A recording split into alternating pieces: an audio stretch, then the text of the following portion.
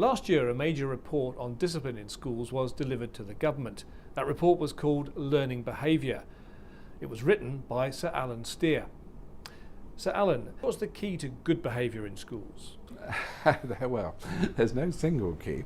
Just the same as there's no single key to success in schools. There's 101 keys, and I'm afraid the tough message is you've got to apply all of them fairly consistently if you're going to be successful. So children can be taught to behave, and I think you need to have that culture that whatever the situation is, you do your best, not being soft, sometimes it's being extremely tough, but you work to change that situation, because if you don't, of course, that child is doomed and society is going to have problems for a very long period. So what you're saying is if there are very different styles of teaching, different expectations in different classrooms, then the pupils will get confused. One of the major difficulties we have in the English educational system is so much practice which takes place in primary schools is dumped at the age of 11 without consideration, without thought, and that is just silly.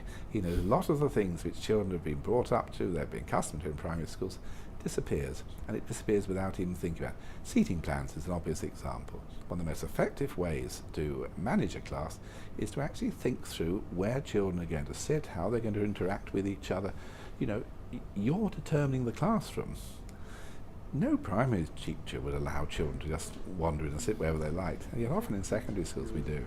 Silly. All schools should develop their own teaching and learning policy where they identify that which everybody will follow and that which is the areas where individual creativity will reign. It's not for the government. I think instant resignation if the government tells schools what their learning and teaching policy is, but I think it's right to expect all schools to have gone through the process of saying what is it we are going to concentrate on for the next few weeks, next few months, what are the really key things we're all going to push on, and by doing so we mutually support each other. You know, teachers sometimes are a little bit left on their own.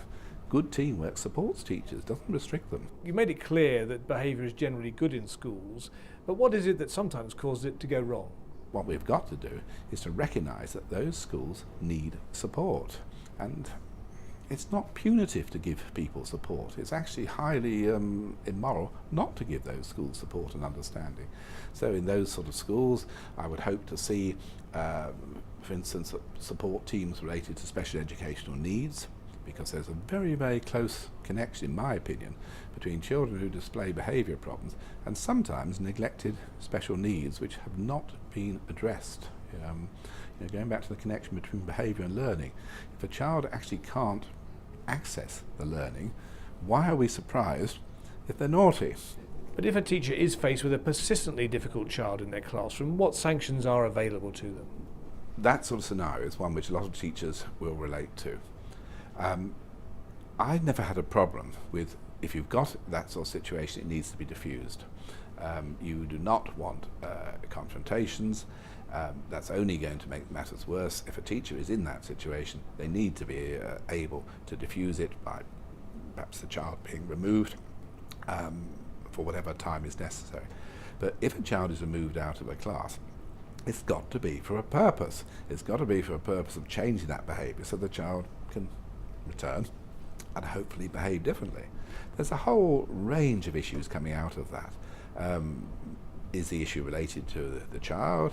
Are there issues related to the support that teacher's been given in terms of training? A very, very big issue for all of us, I think, who've led schools, is what is the quality of support and training we give to people. So is that where a school needs a clear behaviour policy? They do need a clear behaviour policy, and I'm very supportive of that. People need to know, you know, teachers need to know, for example, what support they can expect. Students need to know. I'm not keen on railway line policies, which if you do this, this will happen, because before you know what, you've shunted children out, where in actual fact an intelligent intervention could work wonders.